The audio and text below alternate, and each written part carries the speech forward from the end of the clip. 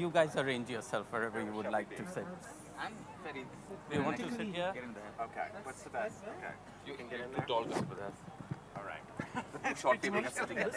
We take less space. Okay, I'll sit in this corner maybe. That way it will be. You're the center. Yes. Okay. It's always hard to have queers arrange themselves on stage. It takes a lot of... before we start, thank you very much for staying for the last session. This is bringing the curtains down on the spoken word part of it. There's the musical ending coming up. And before we start, I would like everybody to please appreciate Sharif's excellent socks, which is special for the occasion. Could you show your socks, please? Oh, yes. Look, Oh, yeah. rainbow socks for the closing session. But I mean, how more Queersapien can we get? You need to appreciate mine. None else. There you You're go. already appreciating the nose ring. Yes. Thank you. Thank you. Anything else needs to be appreciated on stage. We're very appreciating. Yeah, it's not, as Sharif says, it's not easy to expose the jewels sometimes. Sharif has just come, a few years ago, some of you might have been here, we were at this very festival talking about your book, Straight to Normal, which had just come out. Tell us just a little bit about the journey from that to Queersapien. Or I'm asking you, how do you feel? I have more things to say. I'm part of the Indian democracy. You always have more to say. So, no, but I think that book was more of a coming out sort of story. And Queersapien is more reflective. It's about many things that I feel I wanted to talk about. I have been thinking about when I was a journalist, as a son, as a PR or a communication person. So it's in that sense that the journey has been more about stepping back, looking at life in general, looking at the politics of existence, being born into a religion or a caste. It's about neoliberalism and a certain idea of liberation, which is which is more to do with consumerism rather than the self.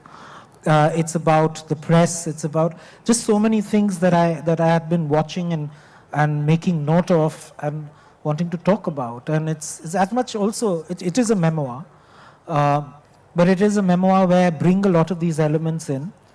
And so there's family in it. There's family in it, and there's sex too. Yeah, there's sex. Just so, because actually, I mean, I raised that jokingly, but there's a key part of the book where you talk about going to Thailand and Bangkok and what it means to you. And for many of us, people with the privilege and means to do it, Thailand and Bangkok were sort of the closest thing we had to what we thought of as gay life that we would read about in the West. This was the closest thing. But what is interesting, I thought, while reading the book is that you talk very honestly about meeting a masseur and then striking up a friendship and sort of almost like a little relationship with a masseur, and how sort of you're also somewhat embarrassed to tell your friends in Delhi that this guy is a masseur. And I thought that sometimes it's easier for us to talk about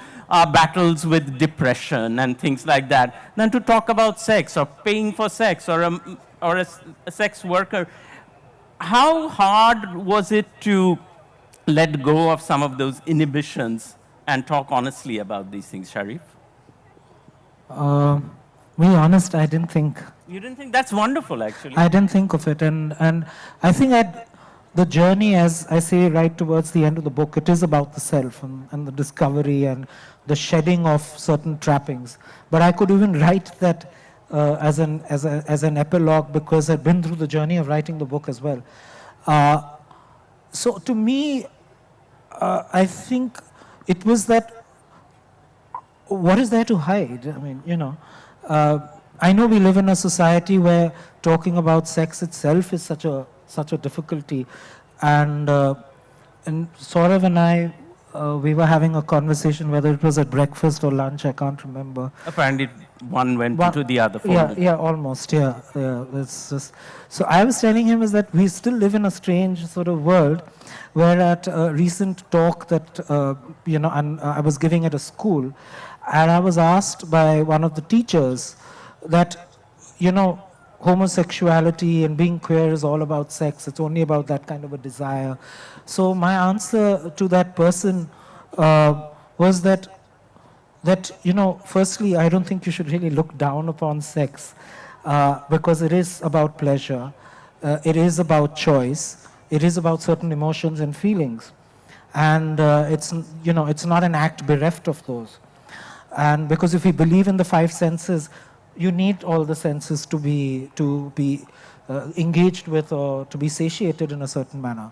So I did say that to him, but I also said that the obsession with sex strangely lies with the heterosexual world, because the moment you get married, there is an expectation of procreation and all, and how are the bloody kids going to come? So they don't want to, so this obsession is more out there, and there's an imagination that's all we think of. So It isn't? Well, no, sex is damn important, but no, it is. I mean, let's not get about, sex is exceedingly an attraction and all of those things. But I think there is a whole large section of society which doesn't understand choice, and they don't understand pleasure, and the fact that they can, procreate out of love, that the children are born out of love and not duty or dharma or something. Sumita, you have produced this book called Monologues, where you speak with 11 women from 22. 11 from this side of Bengal and 11 from Bangladesh. Yes. In talking to them, how, like some of these issues that Sharif was talking about around sex, pleasure, and all of these, how much did that keep coming up?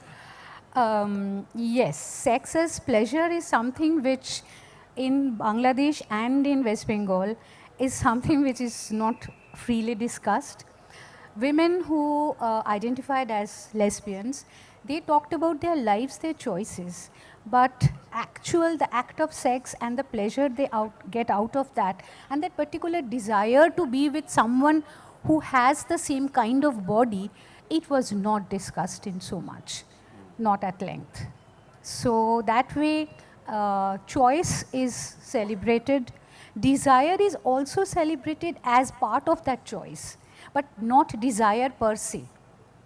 I think it has got something, it is absolutely my conjecture, I think it has got something to do with the female body. The way the female body is trained through centuries of holding back, not expressing desire. Even for a lesbian person, breaking out that barrier and talking about desire freely is, I think, somewhat difficult. What did you, you have been involved with Sappho for a long time, but in listening to these stories, did anything surprise you? Yes and no at the same time. No, because I have been hearing such stories, God knows, and therefore it does not surprise me at all. But something surprised me because the stories are of violence even today. That surprised me. And that actually put a thought in all of us who were working on that project, that so therefore violence and natal family violence remains where it is. 25 years back when we started working, and 25 years hence, which is today. It is difficult. Saurabh, you edited a book on sex and the Supreme Court, in fact. So do you think the judgment on 377, was it about decriminalizing sex or decriminalizing love? Well, on the face of it, technically, it was about decriminalizing sex. Right? Section 377 was couched in language which prescribed certain kinds of unnatural sex. What's natural and unnatural, of course, is a question that was eventually answered in the judgment, which decriminalized homosexual acts of love.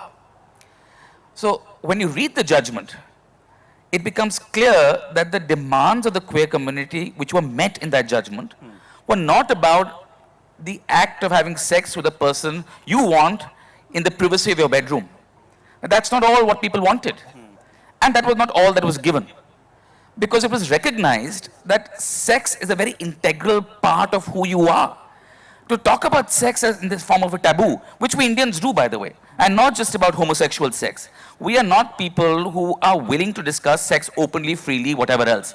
And that what takes your agency and your choice away from you. Because you push it into the margins, you push sex into the closet, straight or queer. But that is what I thought the judgment did. It talked about the fact that if you are a human and you want to have sex, it's one part of your dignity. And what is valued under our constitution and what should be valued by all of us is our humanity. And if an act of love, an act of choice is a part of that dignity, then we recognize and decriminalize that as well. Because the aim is to make you a complete whole. The aim is that the constitutional promise of equality, dignity, fraternity, those must be fulfilled. And that can't be done without decriminalizing sex. So yes, ostensibly the judgment was all about the sexual act in terms of where it was framed, but the reasoning of it was all about love. And that's part of the judicial process as well. You know, judges don't simply take a section and say this is what it means, divorced from the context. And the context is provided by the Constitution and past precedent. These are all constraining factors which decide how a judgment is to play out. So when you talk about Section 377 and the act of love, you have to see what does it mean to have freedom of choice. Because that is also very important. A lot of the judgments that were discussed in the 377 case had nothing to do with sex per se, but say about marriage, and intercaste marriage, and endogamy, etc. And those were all questions of love. Speaking of marriage, Andrew, I remember when I was living in the United States, there was the Defense of Marriage Act that Bill Clinton signed, which was to protect heterosexual marriage from these damn homosexuals who were trying to get married. And now, you know, within a couple of decades, we have, what is it, the act that Joe Biden signed, which is to protect same-sex marriage against a Supreme Court that might one day overturn it. How do you see this journey happening in such a relatively short time? I mean, it happened so quickly and so bizarrely, and in fact, it was Joe Biden who did it when he was vice president.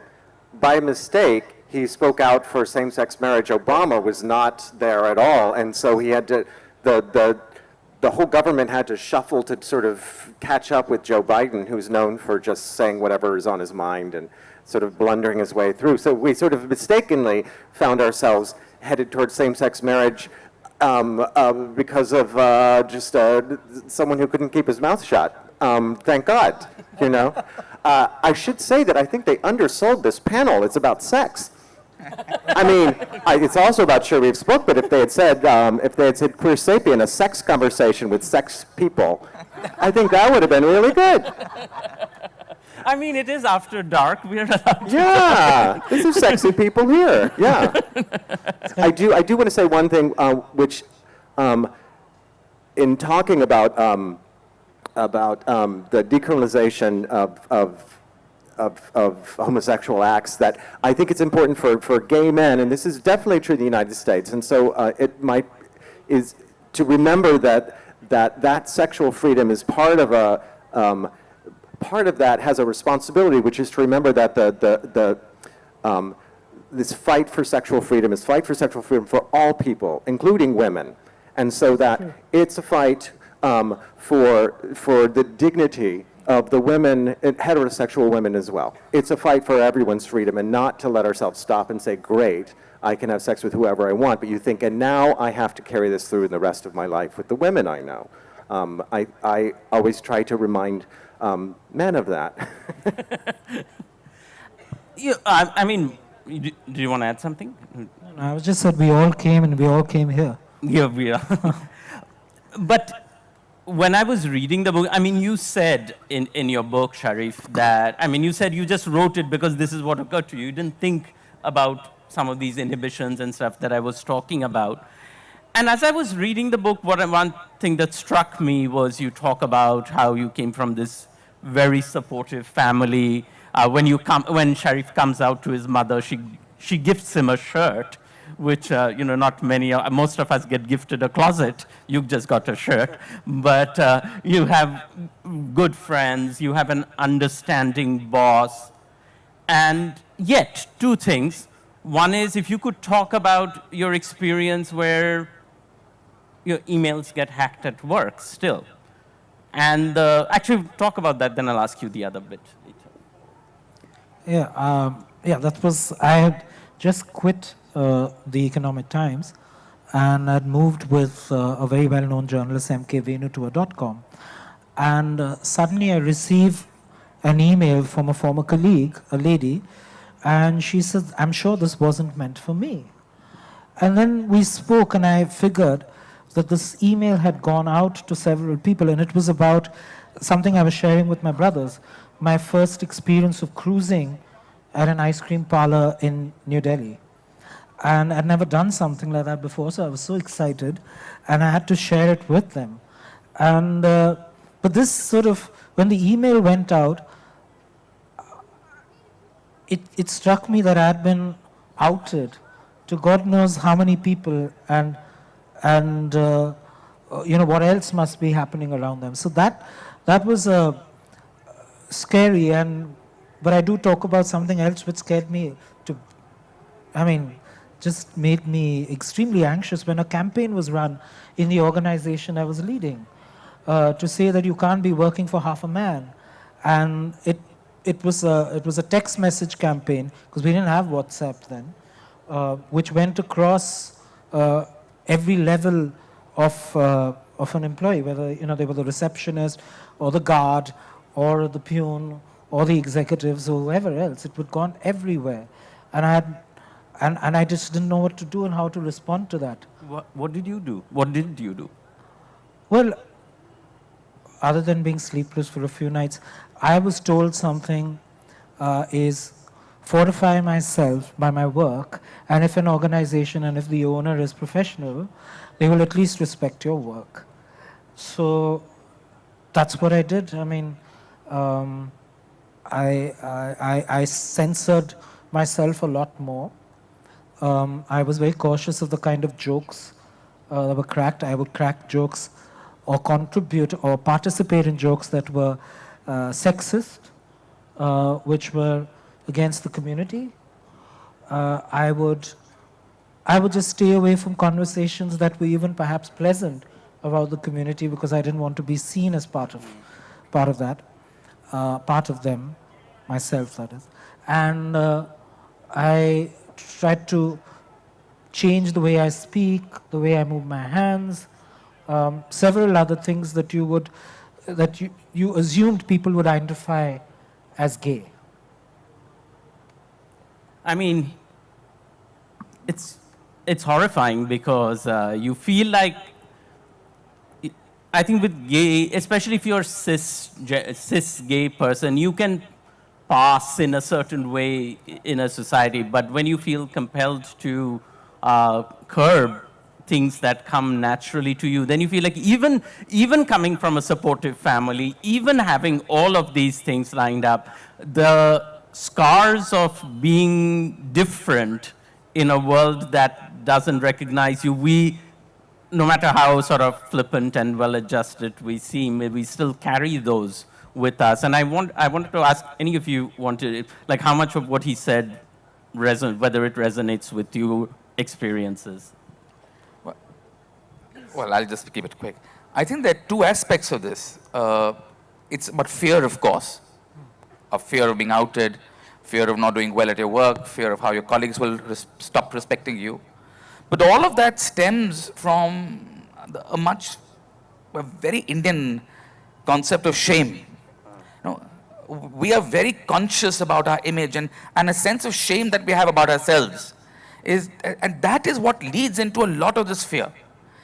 You are ashamed of yourself, That is why you don't choose to live freely.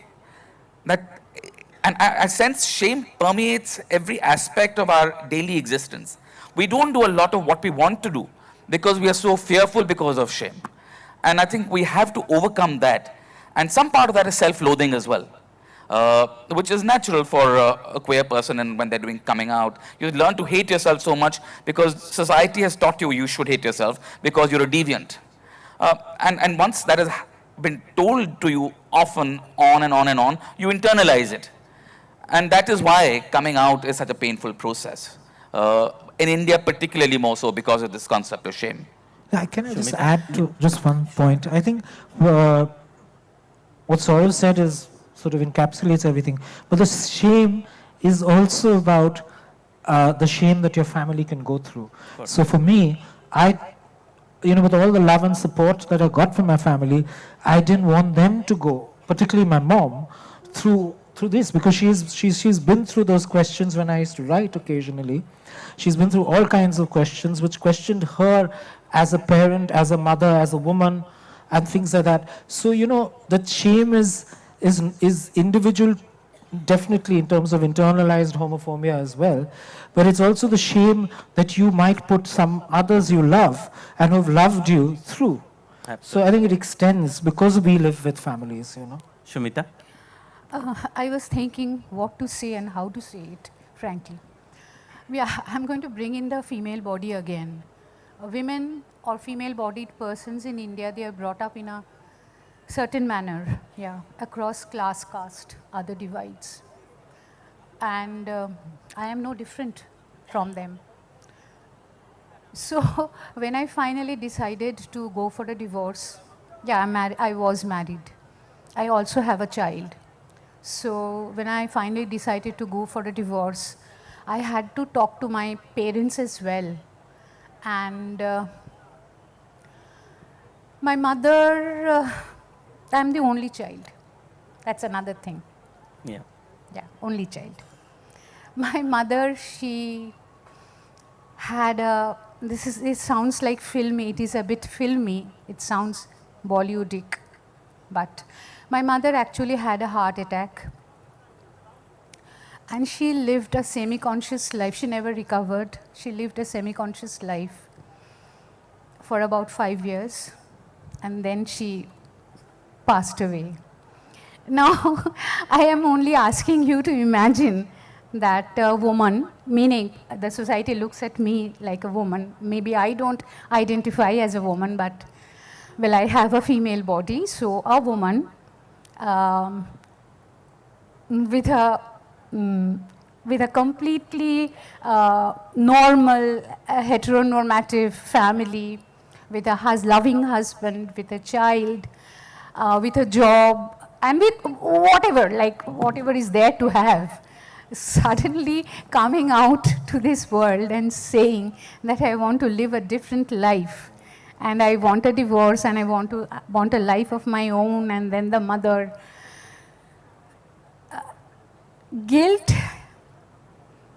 pain, misunderstandings, breakdown of families, natal and marital. I think my only strong point or my strength was my daughter. She was about 18 at that time. Thankfully, she was there. Had she not been there, I'm not sure how I could have managed to go through. But she was there. My mom wasn't, but she was there. So sometimes the child becomes the mother, and the child becomes the support.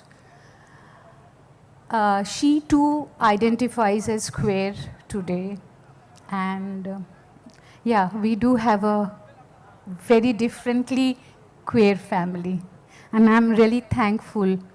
I don't know to whom should I, but definitely I'm thankful to. I don't know, but yes. Thank you for sharing that. I have the same story. Yeah? I came that's out great. to my mother in 1989, and she turned to me and she said, "I think I am too." Oh, wow. Yeah. Don't tell your father. Because she had to do what you just went through. and we had each other for that. I'm so glad your daughter's there for you. Does this idea of, like, in an American context, how do you think these ideas of shame and guilt play out when it comes to coming out? We definitely have shame. We have a different Puritan Protestant shame. So it comes from God, right? Less from family. But I try to, so it's still in me. And I try to remind myself all the time that shame comes from without. It is something, if someone's trying to shame you, it's their shame. And they're trying to get you to take it, you know? And the hard part is to refuse it, because it doesn't have to touch you. It belongs to them, and that's their problem, and good luck with them. But I certainly, it comes in, I experience it all the time. And I shouldn't, I live in San Francisco, you know? It's a really privileged life, but the shame comes all the time. It'll come today. Yeah.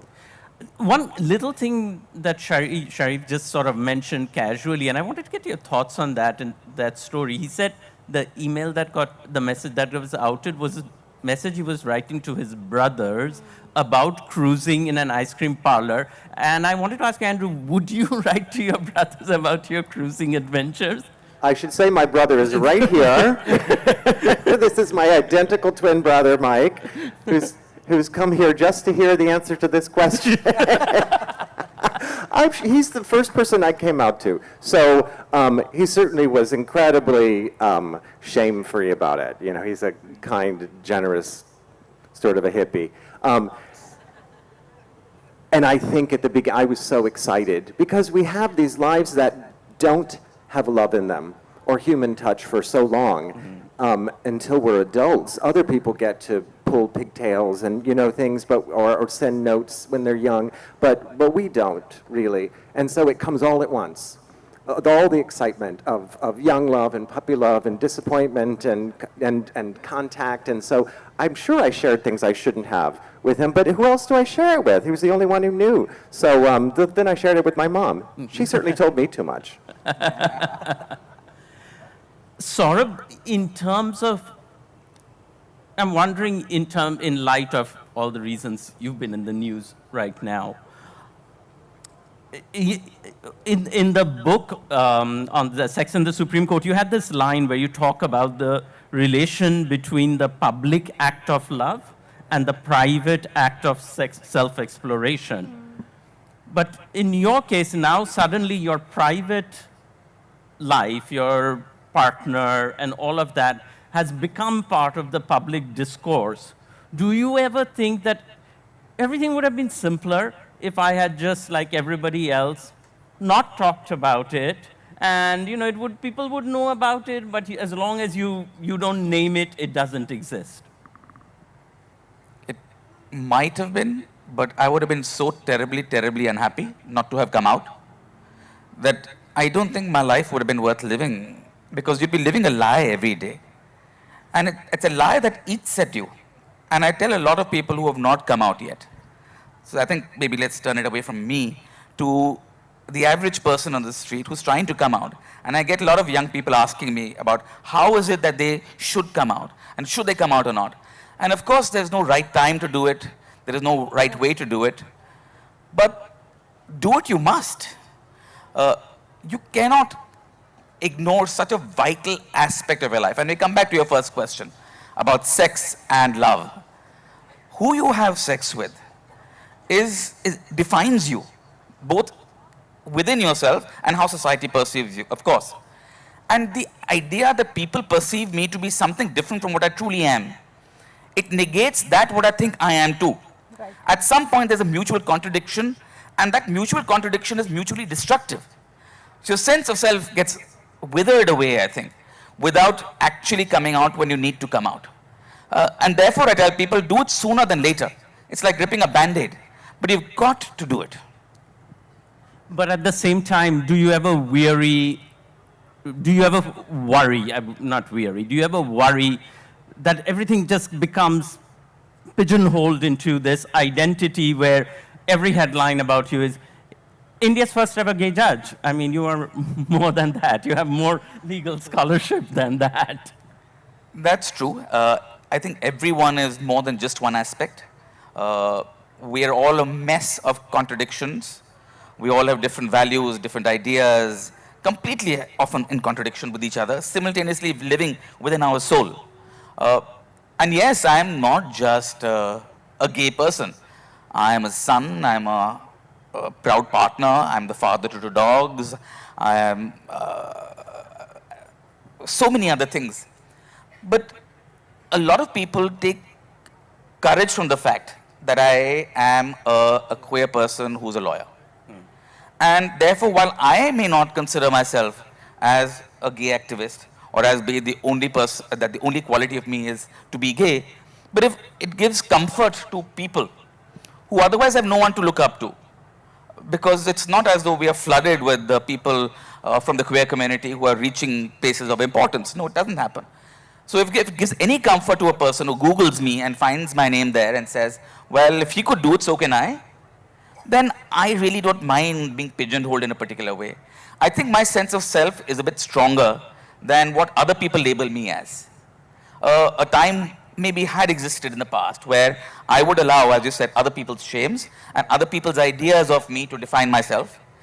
I think age has taught me, and maybe just having such a loving environment that I have, that I recognize I can simultaneously be a different, complex person, but the world will perceive me not as that person.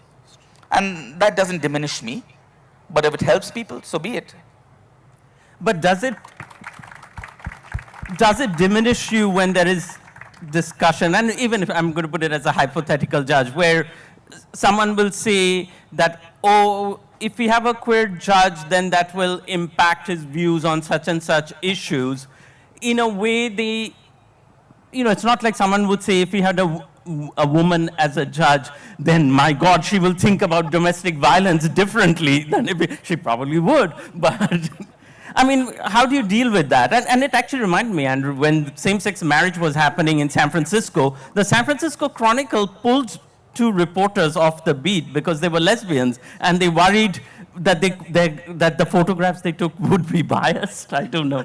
What do you think? I mean, how do you respond to that? Saurabh?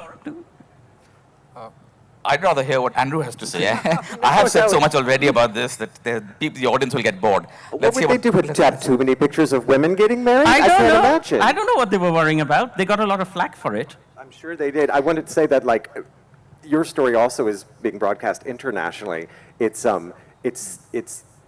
is fascinating and exciting for all of us, and I think it's a reminder.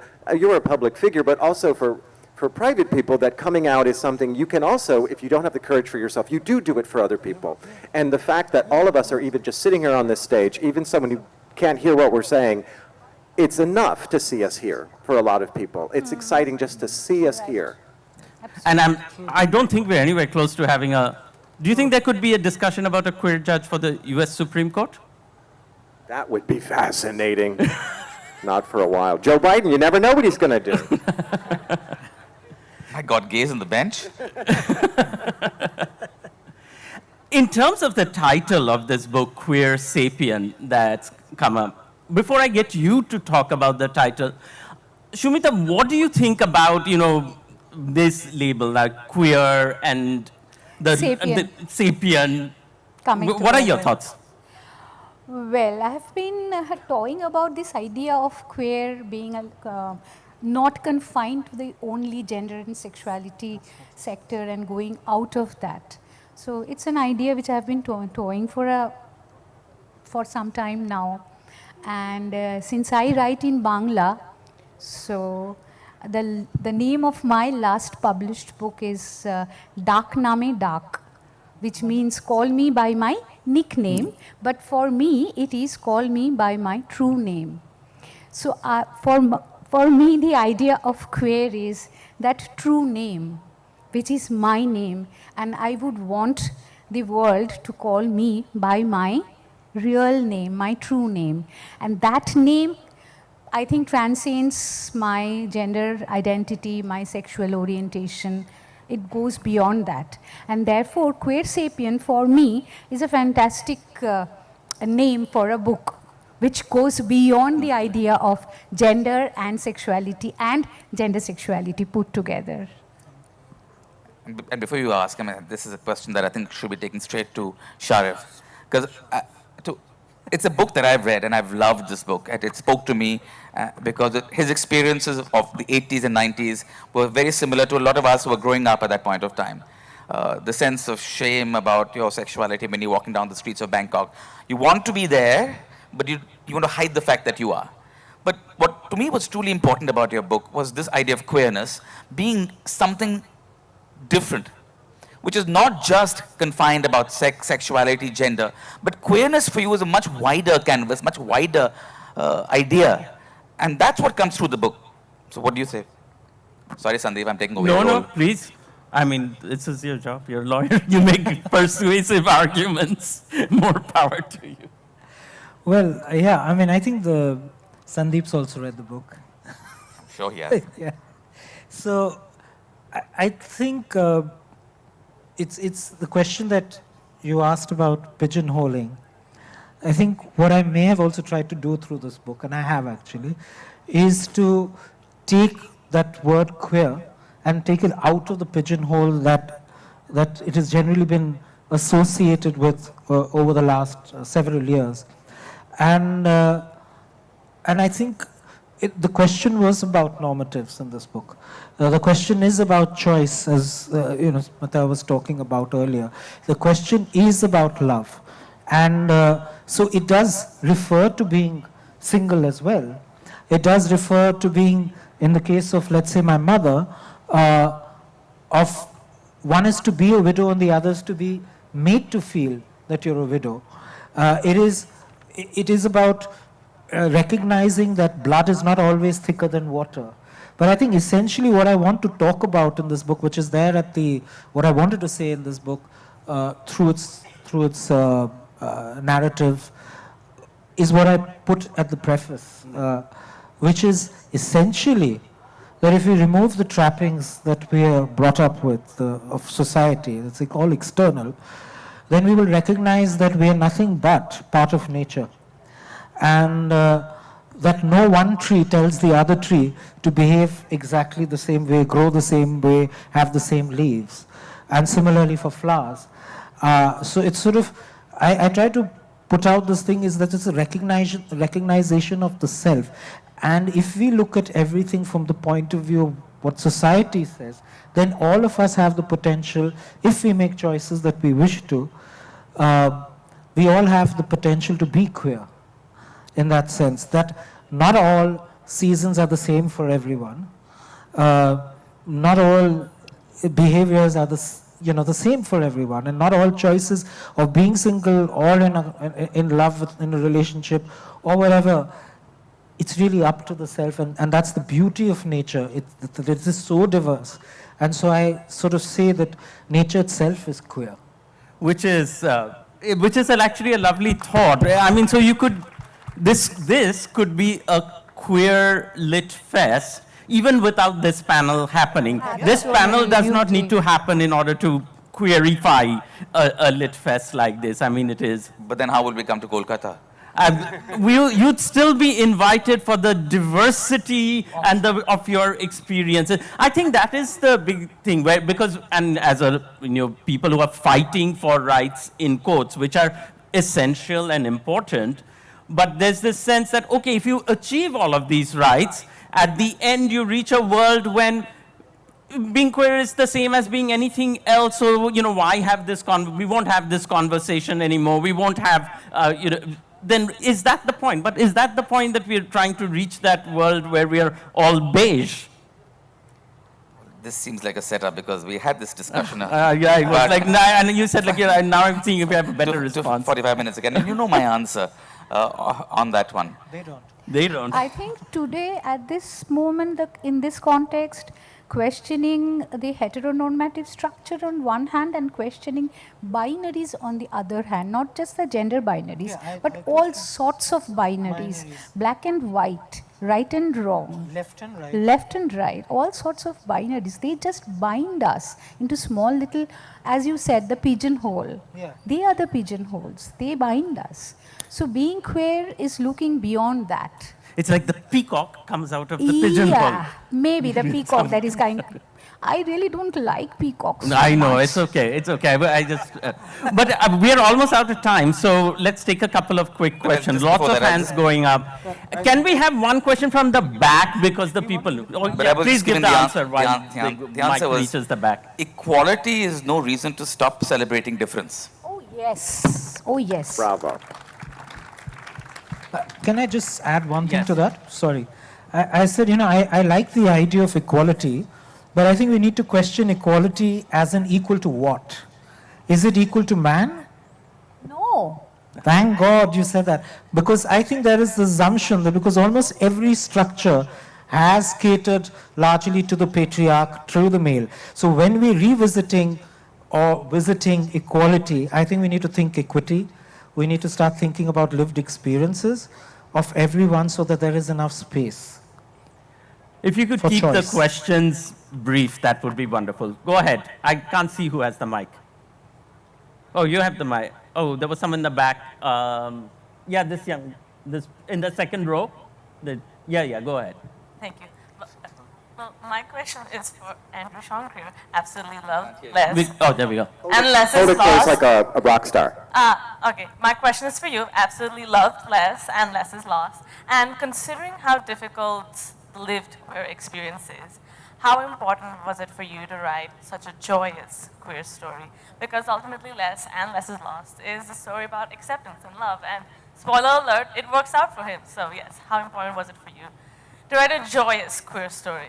I'm so glad to hear that question. I think other people, you all will understand that, like, for me, there was a blank space on my shelf where there was a queer story about joy, even though the community has so much joy in the face of real sorrows.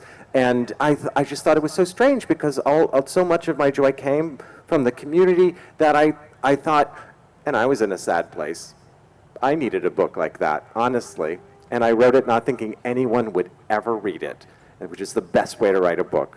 So I think I did it for me. And then the second one, we had a pandemic, and I kind of needed a nice book. So I wrote it for myself again. But I'm glad you saw that in it. That's exactly how I wrote it. Gentleman in front. As far as homosexual friendship is concerned or relationship is concerned, holding hands or hugging or something is a different matter.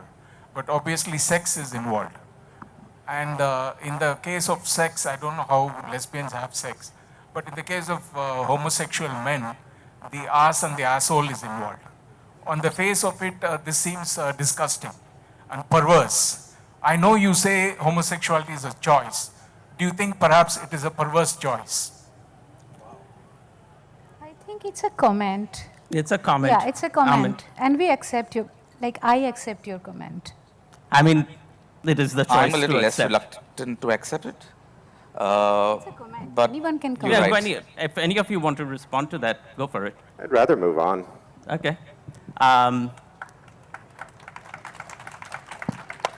I was trying to see, there's someone in the back. We'll try and get that because the back is neglected.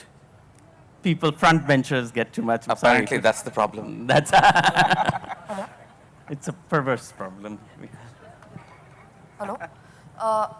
Good evening, everyone, and thank you so much for the wonderful session. I have a different question. So it's like when a queer couple wants to go and adopt a child, so do they have to face any difficulties, or it's just the same as any other couple would go and adopt a child? Well, I can give you the legal answer and then maybe partly societal answer, which maybe others can also get in. Legally, it's now under the new guidelines, the CARA guidelines, impossible for a same-sex couple to adopt a child. Together, obviously. So if you have two men in a relationship, now you need to be a married person in certain guidelines as well to adopt. But if you're a single person, you adopt that child of your own. And it's only one partner's child. But if you're living, of course, as a family, and your husband and I'm sorry, I'm going to use a gay terminology here because I myself am one, but as a queer person, your partner is not the father, mother, whatever you choose to be to that child. What happens if you have two children? And this is one of the cases that we're doing in the same-sex marriage petition, which is currently pending in the Supreme Court. There are two men who are married, and each of them had a surrogate biological child. The one partner adopted the other partner's biological child because otherwise those two children would not be related to each other. They would be the children of a separate parent, and since you can't be, the parents aren't married, the children who are siblings aren't. But having done that, and if ever gay marriage is ever recognized legally, then what happens to the status of the parent who has given up his child in adoption? Because under the Hindu Adoption and Maintenance Act, a child once given up for adoption can't be given for adoption again. So that person's now lost their rights forever to that child. So these are very real legal problems, and which is why we hope that the court will at some point go into this issue of adoption as well. But that's a legal answer. Society also has some way to go, I think, in accepting children of a queer community. But that's, I think, a question of hope for me. Because when you say, when change has been so fast in coming in the US, from the Defense of Marriage Act, from Bowers and Hardwick all the way till Obergefell, which is the first judgment which criminalized or allowed the criminality of homosexual acts to marriage. It was a very quick move. And I believe a lot of it was because queer couples started adopting children and having children. And when children went to school and the parents of their friends saw, well, this is a perfectly normal family. When it was shown on television and in the media openly that this is a family as a whole, the children are fine, nothing is happening to them, the world has not shaken, the heavens have not fallen. That's what brought change about very, very quickly. And I think that may well happen in India. Whether it does or not, I don't know. But that is one way. We'll take one last question. This person maybe. Okay. Good evening. I identify as a queer person. So, like, most of the queer people can relate to this, that we live double lives. Like, I, for one, like to paint my nails and dress in a certain way, but I, like, hide this fact from my parents. And I'm always on this constant alert. I'm always constantly anxious about this. So, like, you told that at some point it's good for us to come out so that we can be our authentic selves. Can you give us some tips for that? Like, Thank you for raising this. Thank you for standing up and asking the question. Thank you. I think that's A quick tip. Even the question is directed at me. I think maybe Sharif should answer that because Go for it. I think I've said a bit, but if there's anything which Sharif has said which is incomplete, I'll fill in the gaps. Yeah. Thanks, Saurabh. That's it. No. Okay, so there isn't, I think everyone knows when it's the right time to come out. And, there is this deep desire within oneself where one gets tired and fed up and frustrated and feels so incomplete not being yourself, that you will know at that point who to come out to, who you can share that secret with, who you feel safe with. And it could be your parents, it could be one of your parents, it could be like his, in the case it was his brother. For me, the first people I came out to were a journalist couple, of one of whom I was working with.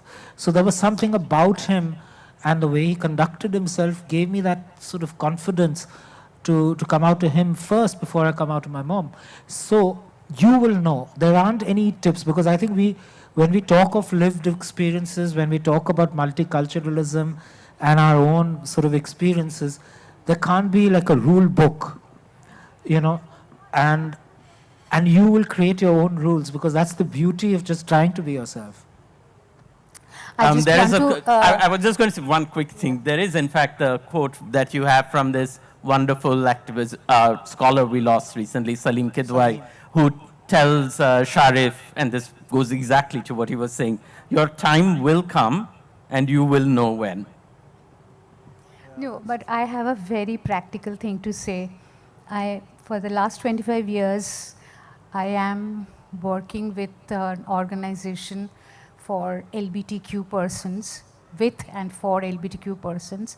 So I will say one thing, finish your studies, get a job. Stand on your feet. Yes, So do you- whatever you want after that, not before. One more, we can take one more question. All right, the front benches are still, is there a back bench that's desperately, I know, okay, he's waving his hands. We'll take both of these questions one after the other and answer. Keep them short, please. Thank you for this panel. It was so moving. And I've read all your books in living your lives with such exemplary courage, clarity, and conviction. Fossils in the audience notwithstanding. But I wanted to congratulate Sumita for using the word lesbian in the title. And Onir in his autobiography used the word gay in his title. So queer from being this fuzzy, catch-all, label. Of course, I'm all for political correctness and how single people also consider themselves queer. How important do you think, all of you, it is to reclaim the words gay and lesbian? And can we have that question? Then we'll just take the answers together. Okay. Remember the question, okay? Yes. While all of you referred to shame, I am faced with absolutely the opposite, that is exuberance. So I am attached to several schools and colleges, and where students, teachers can confide in me with their not only issues of gender, sexuality, but any other issue also. So very young kids, so 12, 13, 14, primarily this group, they want to experiment and explore their choices, but they are absolutely hung upon starting to explore from the non-straight side, and without understanding anything about what could be the fallout. So I would like to have your suggestions on that. All right. Who wants to take, in which order? Want to start Go with for it. lesbian? Yes. Yeah, that. And thank you. Yes, it was a well thought out name. Yeah. And we wanted to use the word lesbian instead of queer. It's a very conscious choice. Because these very basic words like gay and lesbian are now being slightly pushed away from the center, and queer and trans is taking center stage. But we thought that people who identify as lesbians should be given that space where they can actually identify as lesbians, as not as queers. And maybe lesbian and queer, both. So the name lesbian has to be there. Well, I do not identify personally as a lesbian, but yes, I am a female-bodied person in relationship with a female-bodied person, so I am into lesbian practice. And therefore, I am queer and lesbian at the same time. And the second question, do you want to go ahead? Oh, the first question, go for it. See, I think it's very important that when, like in my earlier book, Straight to Normal Life as a Gay Man, I specifically use the word gay because it was about that identity. And in the case of this book, it is a queer lens on society, while it does talk about gender, sexuality, etc., etc. But I think your question is extremely important because the umbrella term is good to have when you're looking at the overall landscape of what is normal or what is considered to be normal. But in those discussions about what is queer, specific to sexuality, should not lose the specificity of LGBTQIA+. And because all of those identities give a sense of belonging to those communities or those people who identify with that, they have very specific life experiences that need to be addressed. And if you don't talk about those as a lesbian or as a bisexual, as an asexual, whoever you might identify as, or non-binary, then you lose sight of who they are, what their issues are, what gives them joy, what are the hurdles they face, and so therefore you don't also find solutions. It can become problematic, and I think I was asked this question separately at some point by Chintan, who's somewhere here in the, there he is, and I said, the risk you run is then one sort of word or one section of the community gets all the attention, and all the solutions and everything goes around what they say, and leaves a large number of people behind. You can actually get stuck in an all lives matter rather than a black lives matter, because you lose specificity of black lives as such. So I think there is a need to have that representation out there for what it is. And I'm again going to answer for the first question first, and then I'll attempt to answer the second. We can't just leave it unaddressed. But your question is actually so topical, because what we're doing with the queer community, so to say, now I'm using that word because it's a compendium, it's easy to say, is taking that rainbow that we have and put it back into white light.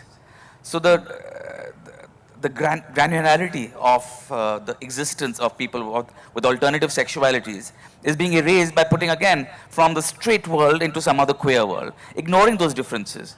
And that's particularly paradoxical because there is a lot of talk of intersectionality. Yeah. Now we say that, oh, not all queer people are the same. There's a question of caste, class, etc., etc.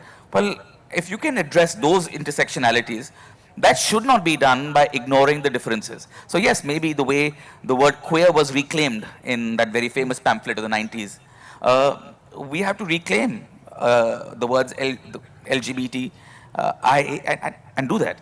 So I think it's very, very important. We've all agreed on that. As regards the second question, I think the person who's best, who can best answer that is yourself. We are people, maybe just because we're on a panel and we happen to identify as lesbians, gays, whatever else. I'm not an expert on children's sexuality. All I will say is that the way you deal with a child's sexuality in whichever way you do, be it queer or be it lesbian or be it straight, address it that way. If they say that they want to have a sexual experience with A, B, C person, you educate them, you tell them this is the safe practice, this is not the safe practice. It is not necessarily the job of a teacher to tell a child what to do. They won't listen to you in any case. But you guide them. You guide them and let them find out their own mistakes or not. And maybe there are just a lot more lesbian, gay, queer people than you think there are. Yeah. So this is not something which is an explosion of homosexuality, but it's just a recognition because it's now become more acceptable. I understand that you're coming from a particular place, which is not of hate, but you're just curious about it, but so are the children. I think children have always experimented, and they will experiment. Maybe options are more open for them to try out things which was not so when we were young, but today they are experimenting with things, and some will click and some won't. And disasters will also happen. It has happened. Like, all the while, it has been happening.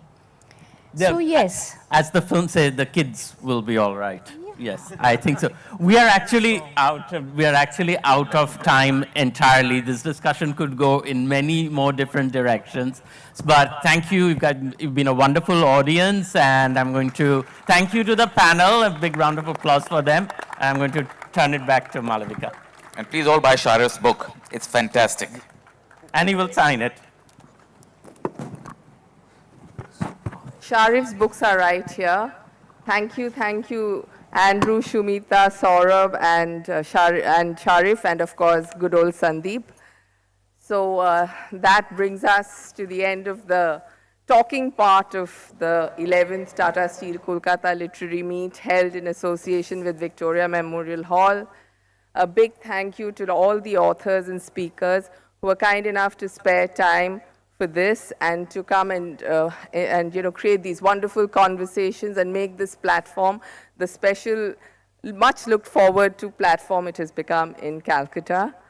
I would also like to thank our audiences for coming out. It's been a little warmer than usual, but a quick change in the wardrobe has ensured that you're all comfortable. So thank you very much for that.